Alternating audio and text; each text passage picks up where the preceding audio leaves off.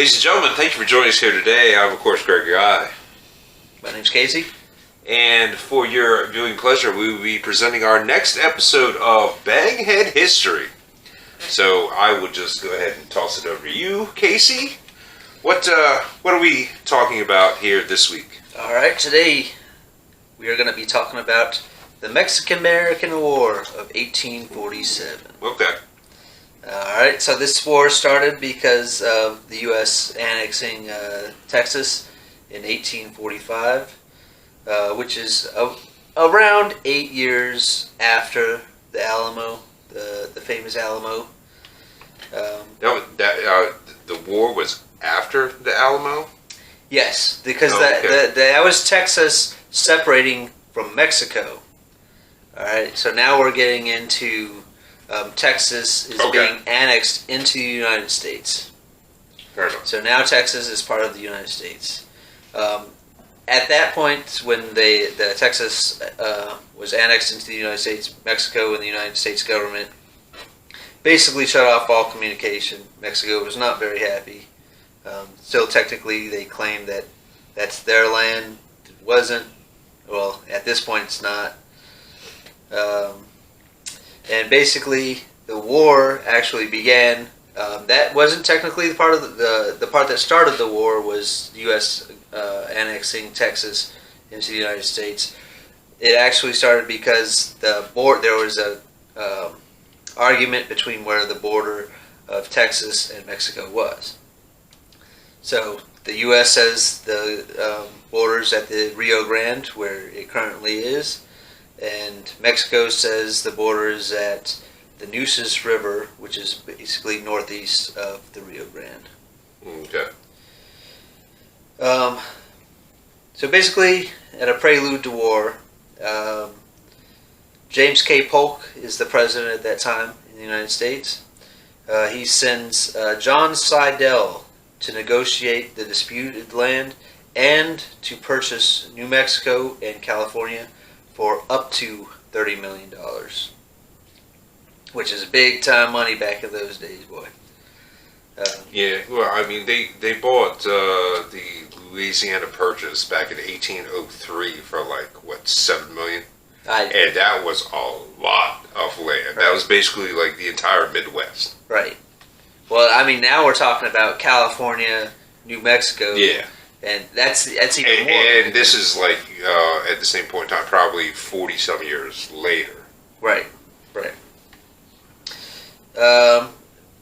So he sends John Slidell down there, go by New Mexico, California, and settle the border dispute in Texas for $30 million. The president of Mexico, Jose Joaquin Herrera, he refused to even speak to John Slidell. He says, "No, I'm not gonna. This is our land. Get the fuck out of here." Basically, on April 25th. So this is basically right after that slight by that James K. Polk saw as the Mexican president not even receiving his man. Polk orders troops under General Zachary Taylor to occupy the disputed area between the Nueces River and the Rio Grande. So basically, the U.S. just sends troops in there, says, "This is ours. What are you going to do about it?" April 25th, 1846, the Mexican army crosses the Rio Grande and attacks American forces, killing or injuring 16 of them. The war begins. So basically that was just like a small skirmish. Right, basically just a small skirmish. So James K. Polk addresses the Congress on May 11th, Polk claiming that Mexico had invaded our territory and shed American blood on American soil. Okay. Alright. May 13th, 2 days later, Congress approves Declaration of War. Basically, the war was fairly one-sided. Although the Mexicans had some small victories, most major victories, all major victories were won by the United States. Not mainly because our troops were just better equipped and better trained.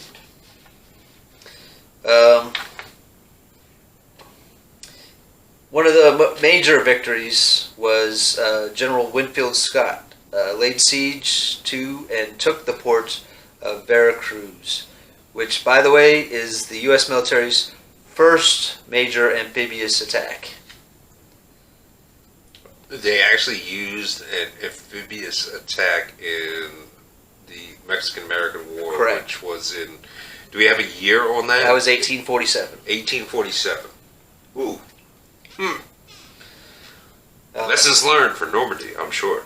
Right.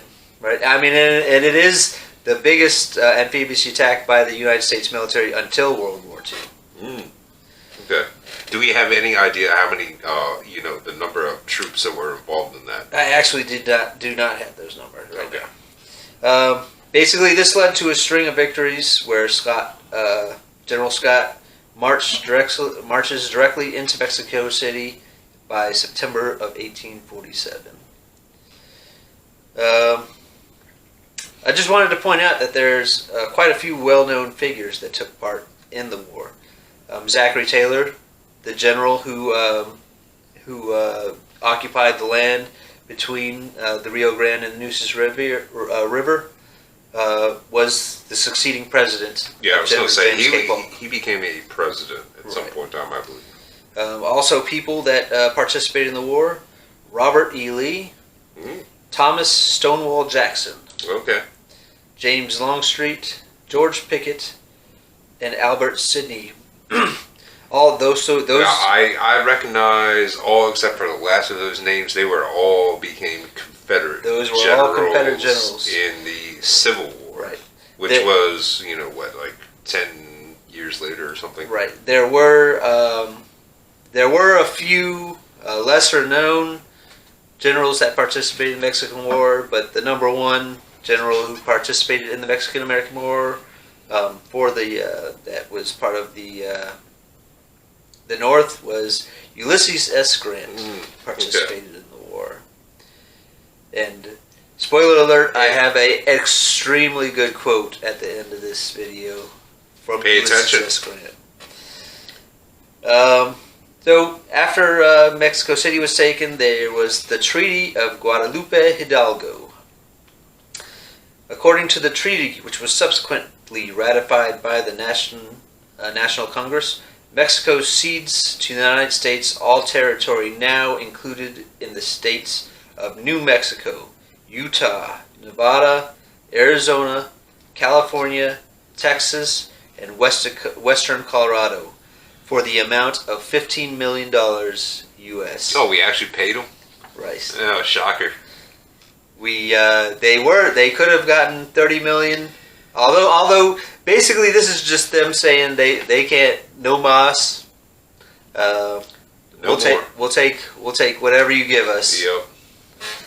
I'm surprised they actually gave him $15 million, to be honest with you. I mean, wars are expensive. Right, wars are expensive. Yeah, I mean they could have just sold it for $30 million at the beginning and done deal. And to be fair, it took the cost was great for the United States and Mexico, not just life-wise, but economically, it was not good for either country. I mean, like I said, wars cost money. In the future, it definitely did pay off for the United States. Down the long run. The war reduced the size of Mexico by more than half. In terms of landmass. In terms of landmass. It does have some preludes into the Civil War. It would definitely had a major impact on the Civil War occurring.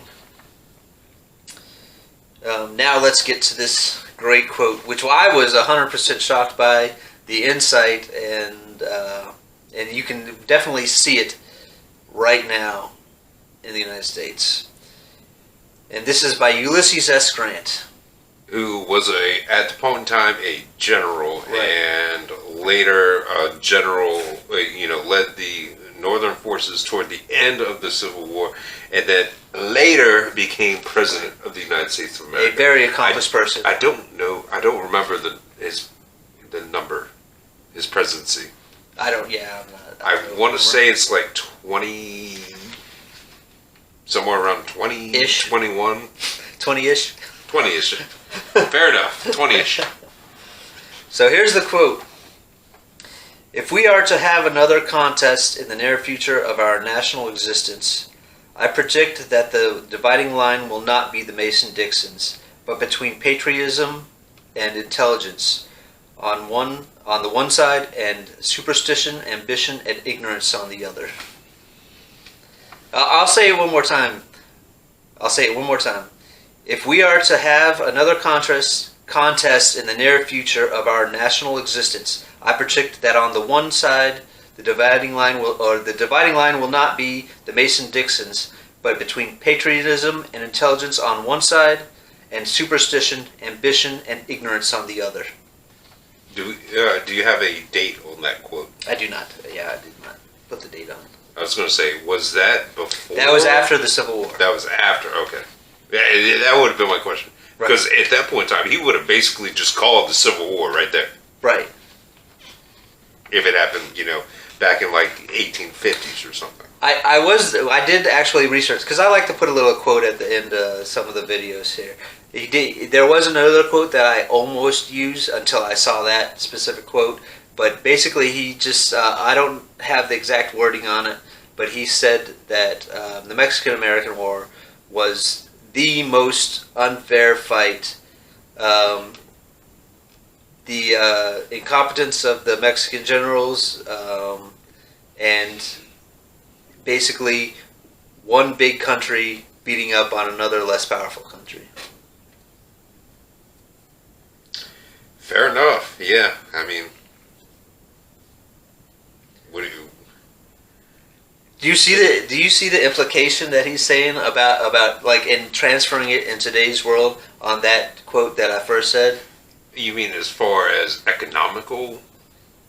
No, it's not. It's not economical. It's basically one side being patriots and the other side being ignorant. Oh well. Okay, I see what you're saying now. Right. Yeah, I mean that's a total another discussion for a total different day, I believe. Yeah, I mean maybe history like 20 years from now, if we're still doing Banghead history. Right. We can bring that up. Okay. I'll keep it in the back pocket. Yeah. Write that down. So, ladies and gentlemen, if you found this, bit of content educational, enlightening, just fun to watch or anything like that, remember to like, share, subscribe, and hit that bell button.